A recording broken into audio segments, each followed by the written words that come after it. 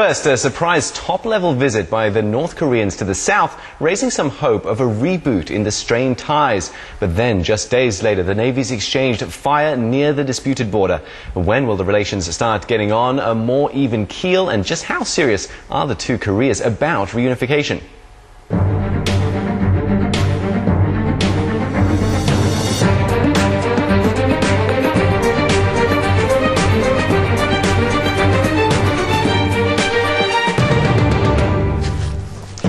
Good evening, I'm Steve Lai. Now, South Korean President Park Geun-hye has made the unification of the two Koreas one of her key policy goals. She has previously likened the potential economic benefits of merger to hitting the jackpot and has also set up a special committee to prepare for reunification. President Park furthered her case at the United Nations General Assembly. She urged the world to help bring peace to the divided peninsula and remove the last Cold War frontier 25 years after the fall of the Berlin Wall. It's a vision that North Korea also seems to share. At the same forum, its foreign minister called reunification the biggest desire of the whole nation. But first, Ms. Park needs to rekindle South Koreans' cooling interest in being one country again. 10 years ago, research conducted by Seoul National University found that 92% of South Koreans considered unification necessary. But by 2007, that figure had fallen to 64% and has dropped even further since. But what's of particular concern is that young South Koreans appear to be especially less interested. In March, another survey found that 22% of South Koreans in their 20s preferred to maintain the status quo. That's higher than any other age group. 28% of those in their 20s feel that North Korea is an enemy, and 27% regard it as a neighbor. And just 14% said they felt North Koreans were one of us. How close are the two Koreas to reunification? To discuss, we have in studio John Johan Kim, board director of the Chosun Exchange, a non-profit focused on education in finance, economics and law for North Koreans, and Dr. Robert Kelly from Busan National University's Department of Political Science and Diplomacy. Thank you so much for joining us this evening, gentlemen. Dr. Kelly, first I'd like to come to you and talk a bit about President Park Geun-hye's approach to reunification. It seems to be very high on her agenda. Why is that? Well, every Korean president has to say these things. I mean, it's really a rhetorical requirement of the post. Park Geun-hye came in after a very hawkish president of South Korea, her predecessor, where relations between the two had really plummeted. And getting on a better footing with North Korea was an important part of her electoral appeal. She ran on this. The term that her campaign bandied about was Trustpolitik. The idea was that South Korea and North Korea would sort of go through confidence-building measures, trust one another, and then eventually start moving towards unification, as you mentioned. I myself am rather skeptical about this because as long as North Korea remains a gulag dictatorship, which it is, it's very, very hard for the two Koreas to come under any kind of meaningful rubric. You could create a federation and call it the United Korean something or other, but unless North Korea really changes, it's hard to imagine it would have any real depth. It would just be covering institutions. I think will be very, very shallow. So are you saying then that it's just an act of just something that she has to go through the motions like her predecessors then? To be honest, part of it is, yeah. I mean, part of it is simply the rhetoric of what is required to run for presidency in this country. And I would actually support that. I think that's a good thing. I actually worry a great deal that South Koreans are not willing to actually carry the catastrophe that North Korea will be on unification. I think North Korea will be much, much worse on the inside than we think it is now. And so in that sense, I think it's good. I mean, I'm glad that there's this compulsion to do it. But as you said, with the polling information, you provided some of this data, right? South Koreans have really sort of lost their feel for, well, not really, but I mean partially, especially the younger South Koreans, have somewhat lost their taste for this. They're very worried about the costs. They're very worried about the perception that the North Koreans are simply a different people now. They've lived for so long under the Kim cult of North Korea that they really are not that Korean anymore. There's a sort of growing sense they're a separate people. So, you know, she's pushing against where South Korean opinion is sliding. And some of it is because she must, and some of it is also because she needs to rally people so that if unification does happen, South Koreans will actually support it. They'll get on board and pay the costs, higher taxes specifically for it. Well, John, what's your take on that? I mean, we've heard from Dr. Kelly about why South Korea, why Park Geun-hye is pushing for it. Is the North, does it feel the same way about reunification? Is it just rhetoric on their part from the foreign minister speaking at the United Nations? Well, they definitely want reunification, but it's just a matter of what that means. You know, my last trip up to North Korea, actually asked a reasonably senior party official, what do you think about reunification? He said, yeah, we definitely want reunification. We want to take over South Korea. So obviously that's a different idea from what the South Koreans think of as reunification, where they want to take over the North. So I think everybody, you know, likes the idea of reunification, but it just means different things to different people. Dr. Kelly, I saw your reaction there is similar to mine about North Korea taking over the South. What's your take on it then? Is it the case where they both perhaps want it, but because they don't know what it means, this stalemate might just linger on? Yeah, I think Mr. Kim's perception is accurate. I mean, everyone wants it, right? I mean, Koreans have a strong sense of nationalism. They strongly believe they're one people. It sort of goes back through history, you know, to the 10th century. So the idea that the two Koreas should be permanently separated is kind of anathema to the political classes in both states. The real issue, I think, is that the two Koreas are very different ideologically. They have extraordinarily different political systems. North Korea really is one of the last worst Stalinist states on the planet, and it's really hard to imagine that being integrated with a democratic society. I mean, I'm just not sure how that would work without one side or the other changing in ways I just don't think they're prepared to do. And that's why whenever these conversations come up, I mean, I'm all for it. Just like Mr. Kim, I think it's a great idea. But the real question is, how do we get there? Specifically, politically, how do we get there? Who changes? Well, John, talking a bit about your experiences in North Korea, is there a desire or a hunger for North Koreans to reunite or to come out from behind their closed wall? Yeah, it depends. So when people talk about North Korea, they think of a very unified front, because what we see in the media is a unified front. But really, just like any other country, there's a whole kind of spectrum of people and different ideologies there. There are a lot of people who live actually reasonably comfortable lives there. I mean, there are definitely some people who are struggling. What is shown to us is a little bit more the side of struggle. And so clearly people who don't have it so good, they would like some sort of political change. And so there's a little bit more will from that perspective, especially when you get down to the details and what that's going to look like. But I think, again, everybody wants to do it. It's just a matter of how. I think the people who are really struggling have a little bit more desire. But again, they're not really the people who are in power, so it doesn't really matter. Well, the disparity between the two Koreas seems to be growing, the South becoming more and more developed, more and more affluent. Dr. Kelly, I want to come back to you and ask you, does this then, who needs who more? Do either need each other? Well, the North Koreans have actually done a remarkably good job surviving, to be perfectly honest. I mean, I've been doing this for a while, and I remember people predicting back in the 1990s after the death of the first North Korean leader, Kim Il-sung, that North Korea's collapse was imminent. And then during the famine in the late 90s, people said this again. And then after Kim Jong-il died, the second leader of North Korea, a couple of years ago, people said this again. So North Korea has actually proved maddeningly persistent. I think a lot of that is Chinese assistance. I mean, it's hard to know, but I think that's the big reason why. I mean, I would say that, you know, I think it's pretty obvious that North Korea needs South Korea more. I mean, if you look at North Korean negotiations with South Korea over the last 20 to 25 years, they almost always turn on, we'll give you something like family reunions or better behavior on the nuclear question or on territorial issues in the Yellow Sea if you give us money, rice, fuel, etc. North Korea is constantly begging because its economic system simply does not work very well. They're very dependent on external assistance. Well, with the weight then on in the hands of South Korea, then it must be worrying for those that want unification on both sides. That interest in seeing this unification amongst the younger generation seems to be waning, because the longer this goes on, you'd have to think that sentiment will only grow. We've got some statistics we can bring up to share our viewers on that as well. We'll just get them up on the screen and we can talk through them. But John, just share with us your thoughts on this. Do you see it as in that sort of same sense that the longer that reunification doesn't happen, the bigger the gap between the two Koreas will grow and the harder it will be? Absolutely. I think some of the stats that you put on at the beginning of the segment were from about 10 years ago, and I was actually living in Seoul at the time, and actually living on the campus of Seoul National where that was taken. It was very, very visceral. I mean, there was such strong support for reunification, especially from the young people there. But yeah, as time goes on, the two countries have lived further apart.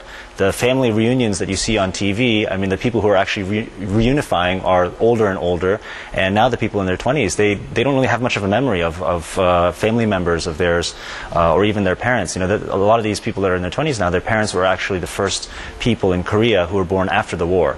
My parents, I'm in my 30s, they were actually born just before the war. So I think that's what's going to happen. You're definitely going to, this trend is going to continue for sure. Well, Dr. Kelly, with this trend continuing and the burden then of bringing parity to the two Koreas will just only increase. We've got some stats to bring up on sort of who's going to bear the cost for the reunification, and it seems to fall primarily on the South Korean side.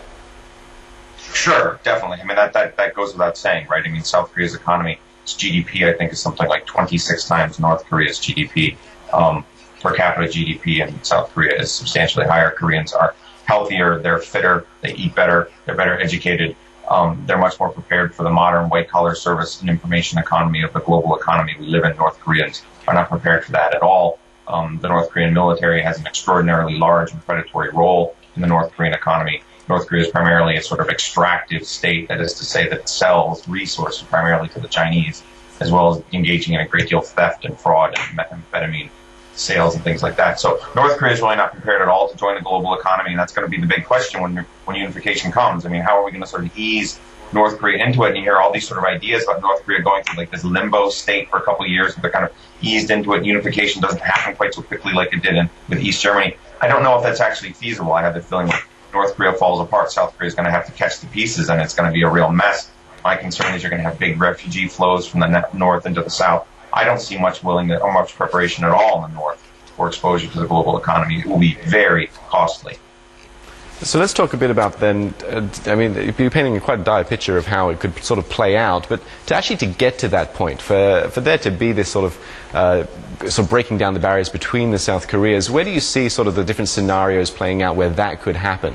John, maybe I'll come to you first on this one. Where do you see, like, what would have to happen for this unification to happen? Well, I'd like to take a step back, I guess, a little bit, because there are some doomsday scenarios like this where you could see kind of a sudden unification, but I think there are a whole number of scenarios which are actually probably just as likely, if not more likely, in my mind, that are a little bit slower. So if you take a look at the kind of the general unification of Greater China right now, what's taking place between Taiwan and the mainland, it's much more about economic integration first, and then eventually it's interesting that you're seeing some of these protests in Hong Kong right now, but eventually you could see the two countries becoming one in terms of the political system and so forth, and that becomes less relevant as the countries become more united in an economic way. So I think that's another path that North and South Korea could take. In terms of what it would take to actually get to a situation where it could be very fast unification, it would have to be something economic or political, right? So right now, as Dr. Kelly mentioned, the North has, for a very long period of time, managed to stay alive through much worse economic situations than we've had right now. It has been quite volatile in recent times, though. Dr. Kelly, I just want to come back and ask you a question about, one of the questions that we've been asking is where is Kim Jong-un at this moment? It's one of those things where he hasn't been seen in public for the last 5 weeks or so. There's been delegations going over to South Korea to talk for a few days during the close of the Asian Games, and then 2 or 3 days later, there were missiles being fired. There's been a whole lot of mixed signals going on, and at the heart of it, there's no leader, it seems. Yeah, I mean, it's a curious phenomenon. This has happened before, though. I mean, in 2008, if I recall, in the summer of 2008, Kim Jong-un had a stroke. Kim Jong-il, the second leader, had a stroke, I believe, some kind of pancreatic effect, something. And he disappeared, if I recall, for something like 2 months. And then he came back and he had a limp and he looked much thinner and gaunt and the rest of it. It is simply possible that Kim Jong-un is sick. I do not actually believe that this means that there's been a coup or that North Korea is about to change radically or something like that. I think this is, if I had to guess, this is raw speculation, that he's probably ill. I mean, he's grossly overweight now, we know that. And he presumably doesn't exercise. He's a heavy smoker as far as we can tell. And so I imagine he's sick. But the North Korean state really is sort of centered around the Kim family. It would take an extraordinary event for the North Koreans to move away from the leadership of the Kim family. The monarchy is really built around that. The Sun King cult is built around that. It would be extraordinary if that simply stopped because he had gout or broke his ankle. Okay, well, thanks for your thoughts there. We're actually going to go for a short break now, but when we return, the conversation is actually going to turn a little bit to the German reunification experience. And is that perhaps the best model for the two Koreas to look at and consider? Stay with us.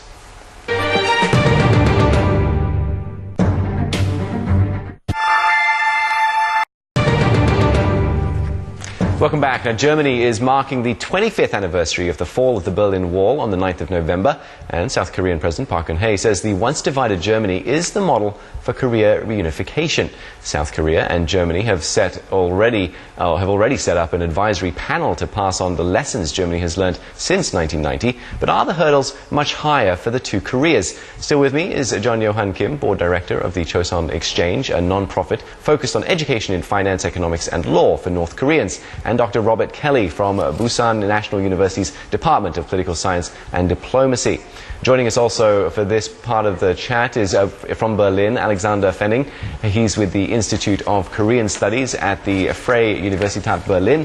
Alexander is working on a project funded by South Korea's Unification Ministry on how the German reunification was planned and executed. So hopefully we'll learn some lessons there. Alexander, let's come to you first and talk about it. Actually, today marks another significant date in the reunification of Germany, the two sides, West and East Germany. The march in Leipzig happened on the 9th of October. Very different. I guess it kind of shows actually how different the two scenarios are, because there was a lot of push from within East Germany to unite, whereas in North Korea we don't necessarily know if that's the case. Yes, well, it has been said many times that the international situation, the international setting is very important. Also for Korea, that's true. But I think we know that if there's supposed to be unification, then if it's supposed to be successful, then change has to come from within.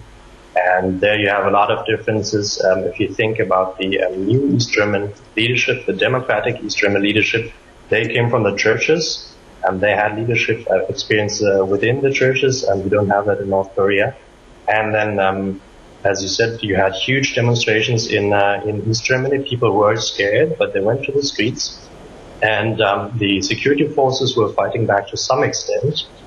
But they also saw that the Soviet forces were not intervening. That's what they did. The Soviet forces intervened in 1953. But the setting was very different in 1989.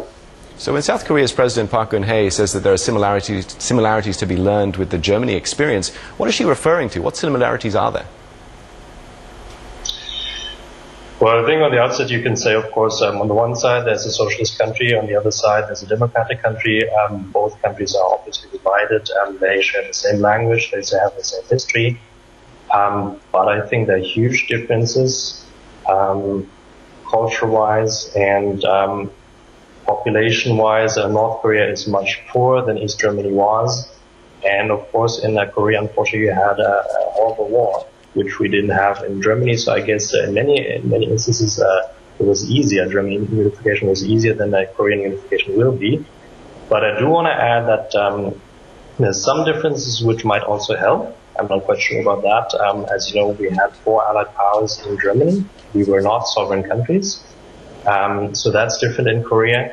What you also got to remember is, of course, you have American troops on the soil in South Korea, which you have in West Germany, but you don't have Soviet or Chinese troops in North Korea. So that was a huge issue in Germany that we had to take care of. Okay. John, I want to come to you and ask you about how you sort of see any parallels, if there are any. One important thing to note is that West and East Germany never waged war against each other, were never as hostile against each other as the two Koreas.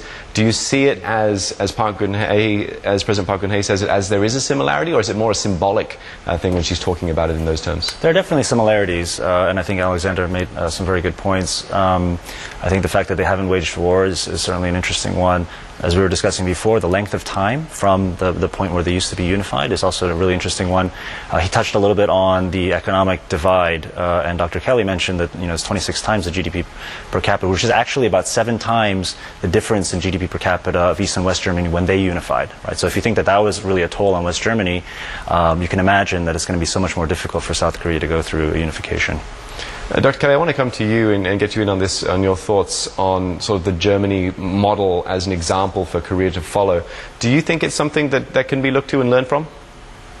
I do, actually. I've written on this myself as well. I think the most likely way that it's a model is in the way that North Korea will collapse. I actually am very skeptical of these sort of federated EU or Greater China models. I think it's much more likely that when North Korea goes, it will collapse rather rapidly. When that will happen, I don't know, but North Korea is actually rather fragile on the inside.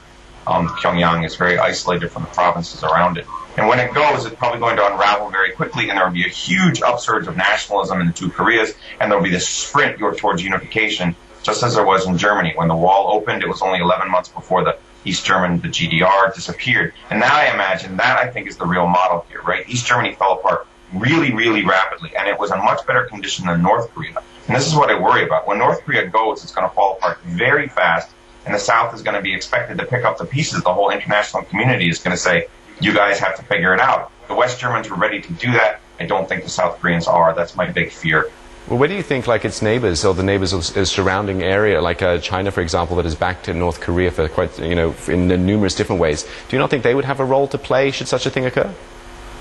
I do. I think the more chaotic and anarchic North Korea unification is, I think the less the Chinese will get involved.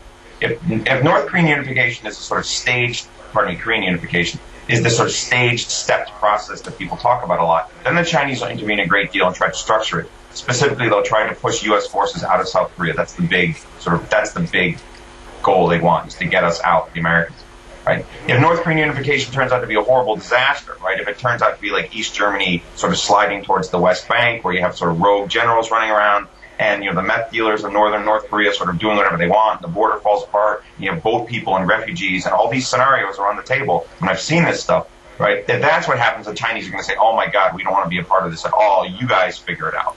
So the worse it is, the less the Chinese will be involved. Okay. Alexander, I want to come back to you now. Dr. Kelly was there painting a very chaotic picture of how it could play out. You're actually working towards a plan for reunification. You must have to be weighing all these possible outcomes and scenarios up. How do you see it, or what are the steps that you guys have been looking at? Well, I wouldn't, what we're doing, my colleagues and I wouldn't call it a plan. It's not a roadmap. It's not a blueprint. And if I may add something to that, our Korean friends often ask us, so what was your plan? Did you have a plan beforehand? That you didn't.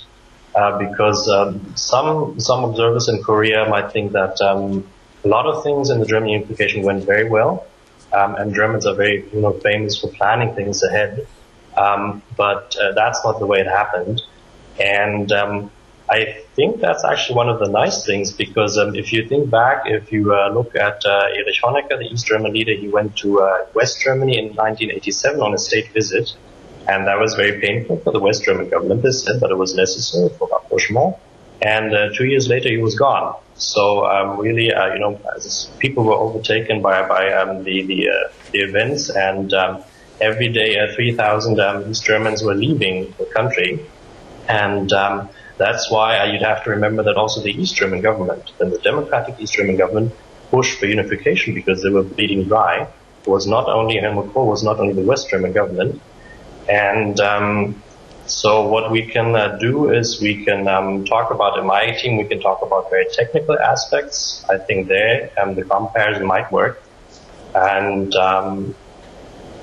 but it's just very hard to predict the future, and we're just telling our Korean friends that I think this is also what has been said before in this session, that there does seem to be lots of uncertainty still ahead, Alexander. Sorry, I just got to cut in on you there. Just to wrap up, though, does timeframes have been talked about? 2050 from South Korean side, almost a ludicrous 2015 from the North Korean side at the United Nations, we heard. What sort of timeframe do you see this sort of playing out in, if at all? Just quickly, to Alexander. I don't know if I heard you correctly. Are you talking about the North Korea saying there will be unification next year? Yeah, well, that's what was something that was the foreign minister made a statement about it at the United Nations. It was I'm not sure anyone was taking him too seriously with that, but just wanted to get your thoughts on how you see this sort of playing out. Are we talking years, decades ahead, or how long?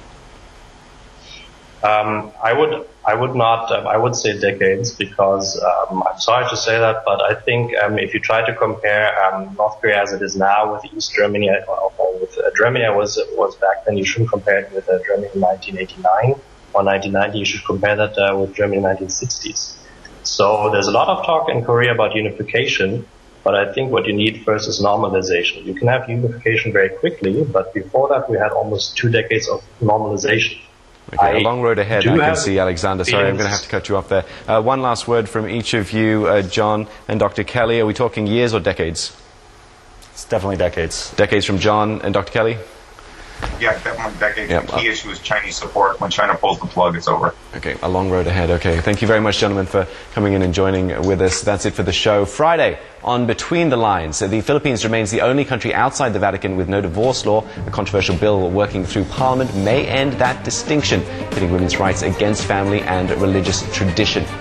That's Friday on Between the Lines. And a reminder, the show is available online at channelnewsasia.com/video. Goodbye for now. Thanks for joining us.